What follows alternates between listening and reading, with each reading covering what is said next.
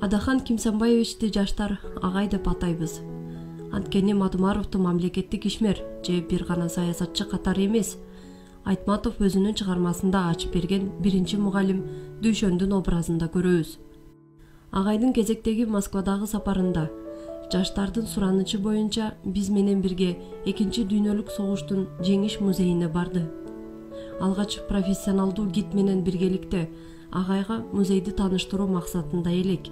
Бирок Мадумаров өзү тарыхчы болгондуктан агайыбызга эмес, бизге гид керек экендигин түшүнгөндө, агайыбыз бизге өзү гид болуп, эң профессионалдуу гидтен да сонун жеңиш согушунун тарыхын баяндап берди.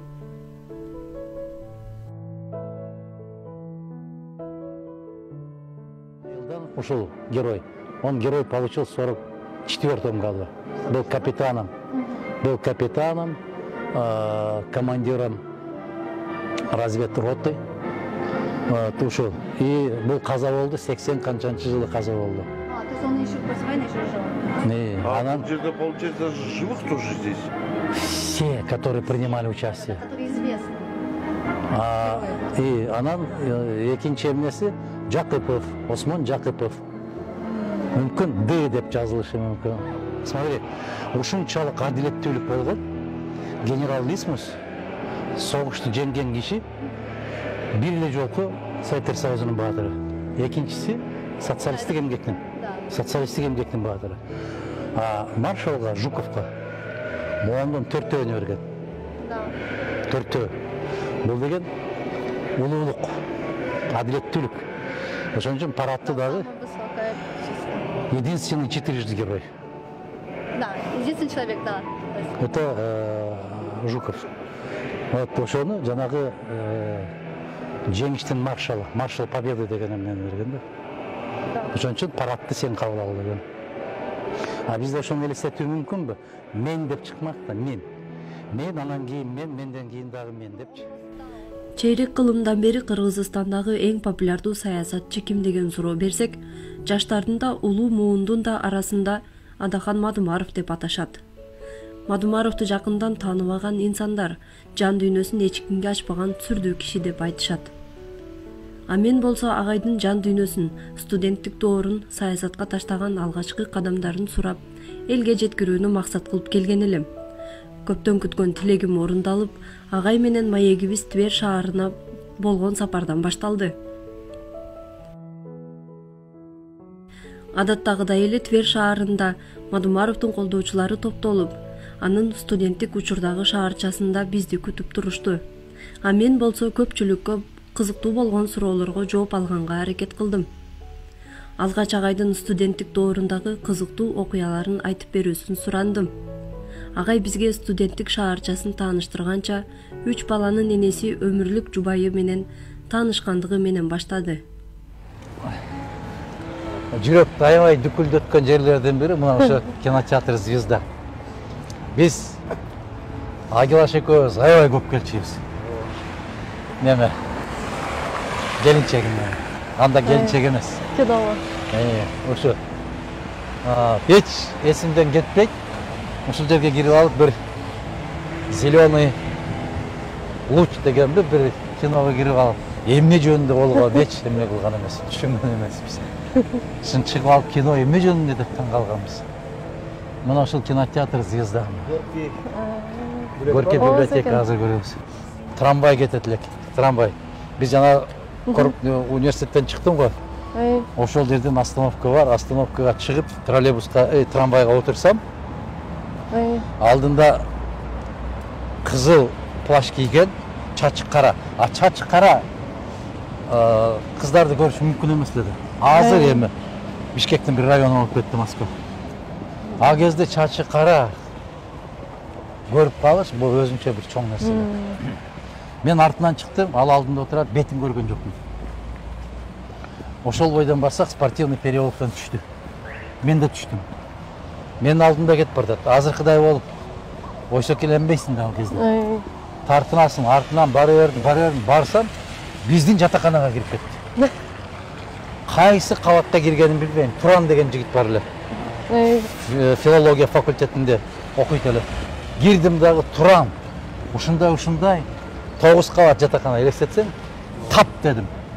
Десем алгы кират, кайсы факультет? Мен билбейм кайсы факультет. Аты кимди? Билбейм. Мен бетинде көргөн жокмун да. Анан аябай жок болуп кетти дагы 2 сааттан кийин күчүлүп келди. Болсо ошол башкасы жок экен депчи. А көрсө физматта факультетте экен. 4-кабатта. Ушул жерде бар экен, жүр деди, анан барып кирсек, ушул мен бетим көргөн эмесмин да, тааныбайм. Мындай карасам кызыл плащ илинип туруп, ушул экен деген. Ушуну таанышкан, көрбөй туруп. Студенттик кезиндеги Твердин кандай кооз болгонун, ал күндөрдү күнү бүгүнкүдөй эстеп, көчө бойлой тигилген ар бир бак дарактардан бери эскерип жатты. Ошол кездеги Твердин кооз имараттарынын кайсыл жылдары жана кантип салынганын айтып, дал ошол имараттар Кыргызстанда да курулушун, көчөлөрүндө түнү да жаркырап жарык күйүп турушун кыялданганын жашырбады. Мана Назира, мына жерден баштап, тетиги жерден. Тетиги көрдүңбү? Бүт баары бир стилде курган. Эми ошол 200 жыл башта. 200 жыл башта. Ошондой талап кылган. Эми бизде Бишкекте болобу, Ошто болобу, кайсы шаарда болбосун, ошондой план жок. Баарына бирдей, бири-биринен өзгөчөлөнбө. Мына Волга менен, пароход менен өтүп баратканда бүт бардыгы бирдей көрүнсүн, көрдүңбү? Кандай саясат жүргөн? Мамлекетте ошондой саясат жүрүү керек. Кыргызстан менен ошол барган мамлекетиңизди салыштыруу болобу? Сөзсүз. Мен бардык нерсени салыштырам. Мына аялдамалары кандай, жөө баскан жерлери кандай, жарыгы кандай, үйлөрдүн фасадтарын кандай кылып койгон, бардыгын салыштырам. Мени абдан таң калтырганы, арадан канча жылдар өтсө да, агай Твердин ар бир көчөсүн унутпай, кайсы коомдук унаа, кайсы дарекке бараарын айтып бергени болду. Жада калса, эң кооз аялдамаларды да өз мекенинде көргүсү келгенин жашырбады.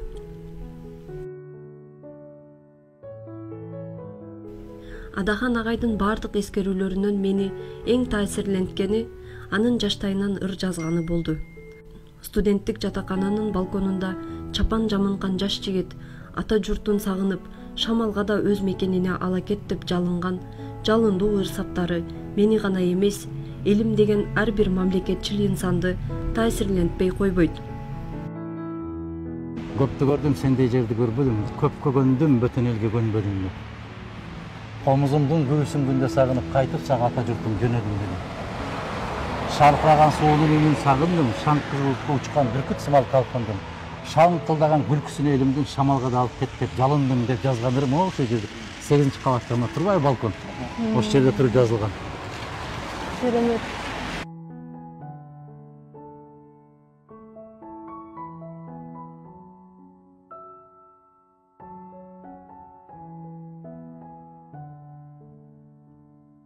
Өзү жаш болсо да, өзү теңдүү кыргызстандык студенттерди топтоп, алар менен ортодон акча чогултуп, Кыргызстандан окуганы келген студенттерге фонд ачып, акчалай жардам берип, ар тараптуу активдүү иш-чараларды уюштуруп, өз мекендештерине, мамлекетине жаштайынан эле салым кошуп келгенин биз менен чогуу жүргөн Адахан агайдын курсташы айтып берип жатты.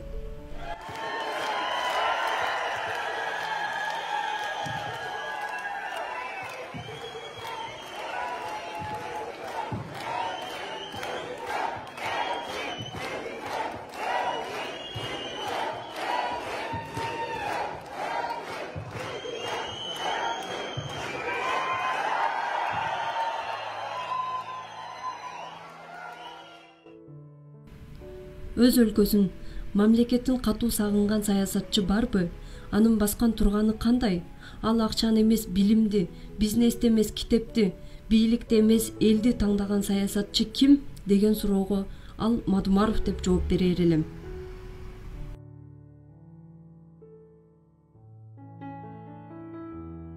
Кыргыз жерим, сенден карыш жылбайын.